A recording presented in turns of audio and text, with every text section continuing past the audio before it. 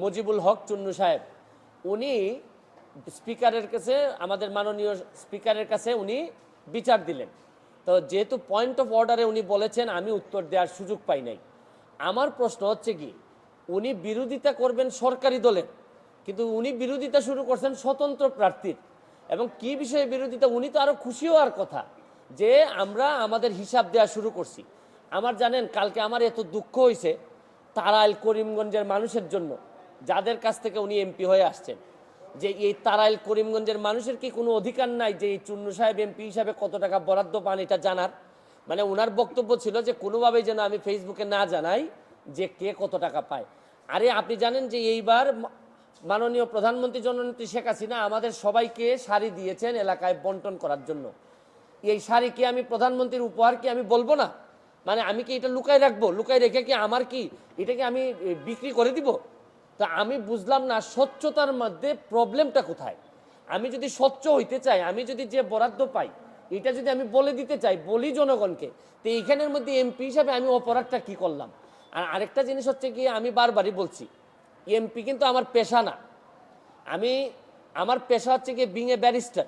আমি এখানে প্র্যাকটিস করি সুপ্রিম কোর্টের আইনজীবী হিসাবে। আর আমি কথা দিছি যে আমি এমপি হিসাবে একটা টাকা হারাম খাবো না, আমার রক্তের মধ্যে হারাম যাবে না। সুতরাং রাষ্ট্রের টাকা, জননেত্রী শেখ হাসিনার সরকারের টাকা, এটা যে টাকা আসবে এটা আমি সবার সামনে তুলে ধরবো। এখন আমার কেন জানি মনে হইতেছে যে মুজিবুল হক চুন্নু সাহেবের হয়তো আমি বলে দেওয়াতে সমস্যা হচ্ছে, যে উনার মনে হয় রাজনীতি করাটাই পেশা। এইটা থেকেই উনি সব কিছু নির্বাহ করেন কিনা আমার জানা নাই, কারণ উনার আলাদা কোনো পেশা থাকলে এইটা নিয়ে উনি কোনো চিন্তা করতেন না। তবে কালকে উনি একটা বুদ্ধি করে কাজ করছেন, বাকি সব এমপিরা ওনার দলে টানার চেষ্টা করছেন যে 349 জন এমপির নাকি বদনাম হচ্ছে। আরে কি আশ্চর্য কারবার! একটা মানুষ এমপি হওয়ার পর তার বরাদ্দ সে বলবে না যে আপনারা জনগণের এই বরাদ্দ আসছে, আপনারা আপনারটা ভাগ করে নেবেন? এটার বলার মধ্যে শুনেন, এই মুজিবুল হক চুন্নু সাহেব সম্ভবত এই প্রথম বঙ্গবন্ধুর একজন আদর্শের সৈনিকের মুখোমুখি হয়েছেন। এর আগে হয়তো উনি ওইভাবে মিট করেন নাই, কারণ উনি তো হচ্ছেন গিয়ে একজন স্বৈরা শাসক এরশাদের নেতা। স্বৈরা শাসক এরশাদ, যিনি সারা জীবন এইরকম জোর জবরদস্তি আর টাকা বানানো ছাড়া তার নেতাকর্মীদের খুব বেশি কিছু শিখাই যান নাই, সবার না, অল্প কিছু নেতাদেরকে, যারা অনেক টাকার মালিক হয়েছেন এরশাদের আমলে। উনি তো এরশাদের স্বৈর শাসক এরশাদের একজন নেতা হয়ে উনি বঙ্গবন্ধুর আদর্শের সৈনিকের, প্রকৃত আদর্শের সৈনিকের মুখোমুখি এই প্রথম সংসদে হয়েছেন মনে হয়। এর আগে হয়তো তীব্রভাবে কারো মুখোমুখি হন নাই, এই জন্যে উনার এত গাত্রদাহ। আর এত গাত্রদাহ কিসের? আরে ভাই আমার টাকা এটা। আর আরেকটা বিষয়, আমি যে আমার এলাকায় বলছি যে আমি 29 কোটি টাকা পাইছি বরাদ্দ, আমি কি কোনো কথা মিথ্যে বলছি?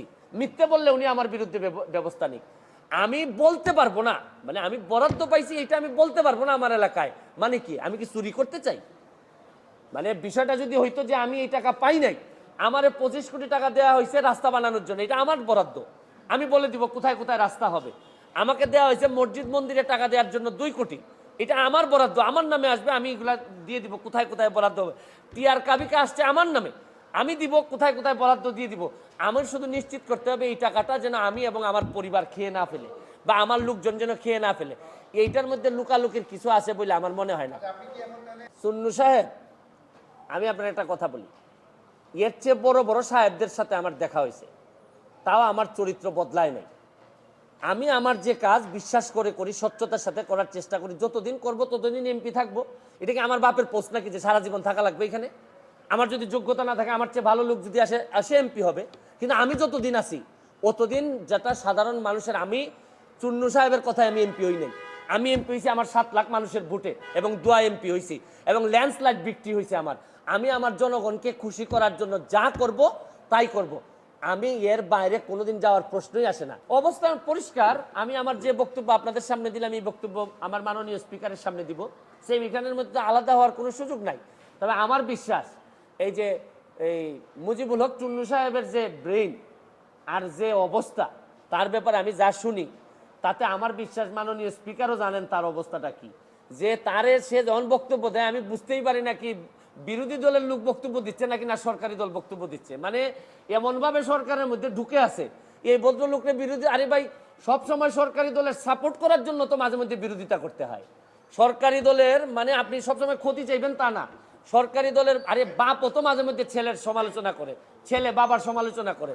আমার তো মনে হয় যে এই চুন্নু সাহেবরা এমনভাবে ভিতরে ঢুকছেন, এরা তাদের সক্ষমতা সম্পর্কে কিছু জানেও না, বুঝেও না, কেন যে বিরোধী দল হয়েছে আল্লাহ মাহবুদ জানে। আর এরাও 11 জন, আর আমরা স্বতন্ত্র আছি 62 জন।